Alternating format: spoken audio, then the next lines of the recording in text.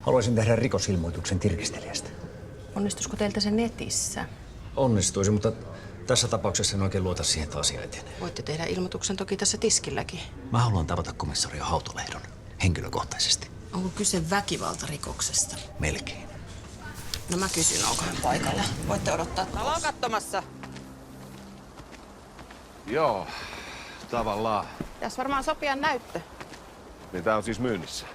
Joo, tää on ollut jo pitkään myynnissä. Tää entinen naapuri Surmaniemi. Se lähti Mikkeliseudulle lomamatkalle, eikä tullut koskaan takaisin.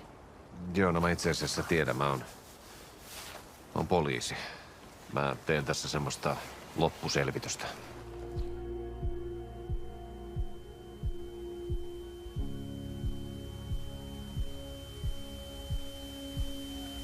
Siis jalankulkijatko täällä sitten määrätahdilla? Jos sä ajat täällä, niin kyllä sun pitää huomioida nekin. Eikö täällä todella ole muuta tekemistä kuin kiusata tavallista kansalaista? No et sä täällä mitään Tour de Francea voi vetää. Jos sä ohitat jalankulkijan takapäin vielä kovalla vauhdilla, niin on ihan kohteliasta soittaa tuo kello. Vai mitä, Laine? Ei taida olla poliisiasia hänenkään mielestä. Mitä sä vaan seuraavalla kerralla noudatat lakia? Ilmoitti hätäkeskukseen metsässä olevasta rististä ja tyhjästä haudasta. Joo, mä just katson. Some kuohuu tästä jo. Joo, siellä kiehuu. Joo. Miksi poliisi ei tee mitään? Hullusaari on rauhassa. Mutta siis ei ruumista. Ei. Sitten se ei varmaan ihan meidän homma, Riikka. Eihän. Eipä vissiin.